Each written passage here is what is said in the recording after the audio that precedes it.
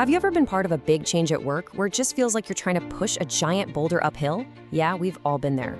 It's usually because we're handed a simple to-do list, not a real blueprint.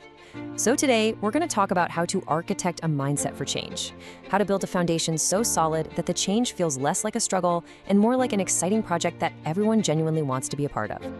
So let's ask the big question. Why do so many of these big initiatives crash and burn right from the start?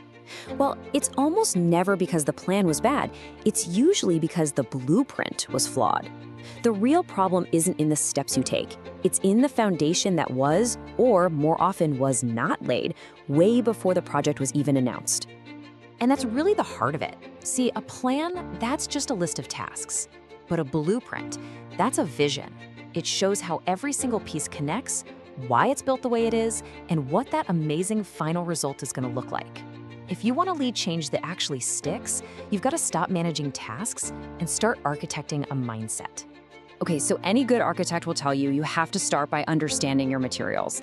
And when we're talking about organizational change, your main materials are people, and more specifically, their attitudes and their behaviors.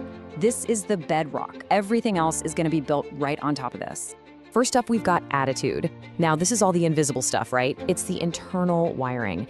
It's what your team members are thinking, what they're feeling, and what they truly believe about this change you're putting forward. It's their gut reaction before they've even opened their mouths.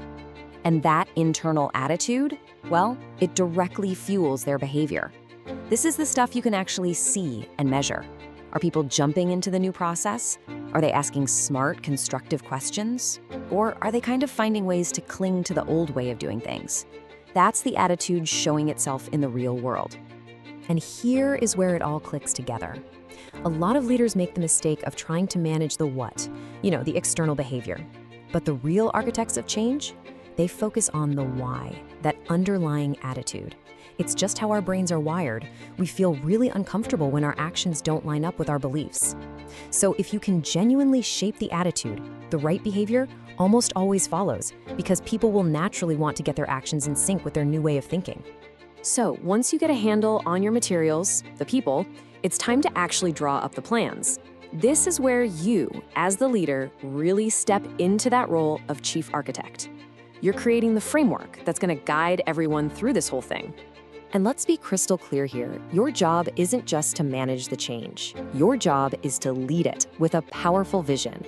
You have to paint a picture of the future that is so compelling, why we're doing this, what it's going to look like, and how it will make things better for every single person involved.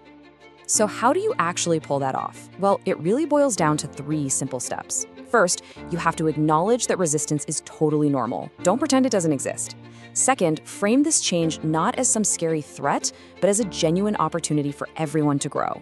And third, and this one's a biggie, you have to model that mindset yourself. Your team is always watching you. All right, with the foundation understood and the framework all drawn up, we can finally move into the construction phase. This is where you bring in your crew, your stakeholders, to help you turn that beautiful blueprint into a shared reality. I really want to just pause here for a second, because this next point, it is arguably the single most critical piece of the puzzle. It's what will determine whether your change initiative soars or sinks. Seriously, if you only get one thing right in this whole process, please make it this. You absolutely must involve your key stakeholders and build commitment from day one. This cannot be a top-down order, it has to be a collaborative build.